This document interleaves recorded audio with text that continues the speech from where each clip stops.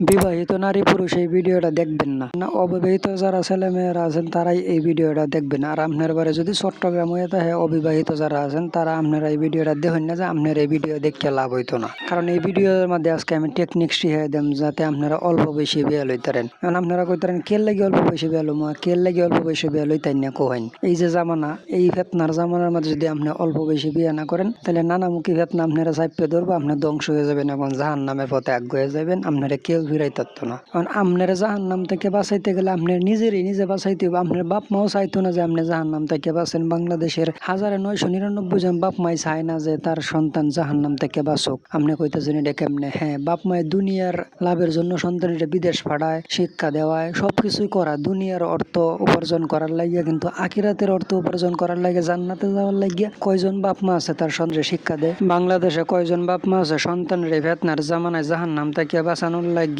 তাড়াতাড়ি বিয়ে দেয়? মেয়েরার ক্ষেত্রে আবার ভিন্ন রকম। মেয়েরা কিন্তু বাপ মায় অল্প বয়সে বিয়ে দিয়ে দেয়, কারণ তারা থাকলে ঘরে যদি অঘটন ঘটে তাইলে মান সম্মান যে এই চিন্তা করে দেয়, কিন্তু আল্লাহর বয়ে না। তাই ছেলে মেয়ে উভয়েই মনে করেন বয়স হইতে বিয়ে দিতে হইব, এটা যার যে সময় বয়স হয় এই সময় দিতে হইব। সরকার নির্ধারিত বয়স অনেক সময় মানুষের জন্য উপযুক্ত হয় না। আমি কি লাগিয়ে কইছি যে আপনার বাপ মা আপনারা জাহান্নাম থেকে বাঁচানোর চেষ্টা করে না? কথার কথা এক্সাম্পল ধরেন, আপনার বয়স 17 থেকে 18, আপনি যদি মনে করেন কোনো মেয়ের সাথে অবৈধ সম্পর্ক থাকে, কথা কোন ফোনে, কোনো সমস্যা নেই। আপনার বাপ মার কাছে খবর গেলে তারা কইব যে এই বয়সে একটু আধটু করবোই। কিন্তু যদি আপনি এই মেয়েরই আবার বিয়ে করেন ফলায়া, হালাল পদ্ধতিতে ধরেন বিয়ে করে লাইছেন আর গুনাহ করতে চাইতেছেন না, আলেম ওলামারা শুনে আপনি ভুলটা বুঝদারছেন, তাইলে আপনার বাপ মা কইব তোরে তেজ্যপুত্র করলাম, তোরে ঘর থেকে বার করে দিলাম, তুই আর আমার বাড়িতে আইবি না। কারণ তুই কেল লাগিয়ে হালাল করলে আমার মান সম্মান গেল, বিয়ে করছস কেল লাগিয়া। আর যদি এতদিন হারামে জড়াই আসলেন, আরো যদি 5 বছর থাকতেন, লেখাপড়া করতেন বা চাকরি ব্যবসা করতেন, আপনার বাপ মা কিছুই মনে করলো না, কইলো এই বয়সে একটু আধটু করবোই, ছেলের বয়স হয়েছে। কিন্তু যেই বিয়ে করার কথা কইবেন তখন কইব যে না, বয়স হয়েছে না, নিজের ভাইয়া দাঁড়াও।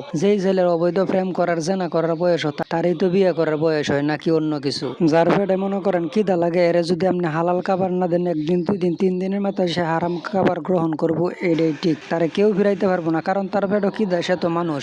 বিয়ের ক্ষেত্রটা হয়েছে এরকম, যার বিয়ের প্রয়োজন হয়, যারও বয়স হয়েছে তারে বিয়ে দিতে হইব। যদি বাপ মায় আটকায় রাখে, কোনো অজুহাত দেয়, তাহলে গুনাহ করবো, আর এই গুনার দায়ভার বাপ মার আমল নামায় যাইবো। ছেলে মেয়ের আমল নামা তো থাকবোই, বাপ মাও কিছু পার্সেন্টেজ পাইবো কনফার্ম। আর আমি কেল লাগিয়ে কইছি যে চট্টগ্রামের মানুষের এই ভিডিওটা দেখে লাভ নাই, কারণ 99% পুরুষ মানুষই চট্টগ্রাম বিয়ে করে 30-35 পরে, আর 1% হয়তো বা করে 30 আগে। যাদের বাড়ি চট্টগ্রামের বাইরে অল্প বয়সী বিয়ে করতেন চাইতেছেন কিন্তু বাপ মারে বুঝাই তারতেছেন না, আমারে মেসেজ দিবেন, আমি টেকনিক শিখাই দেব, এই টেকনিক 100% কাজ করবো। আর যারা চট্টগ্রাম আছেন তাদের কাছে এই টেকনিক কোনো কাজ করতো না, তাদের বাপ মারে এই টেকনিক দিয়ে বস করতেন না।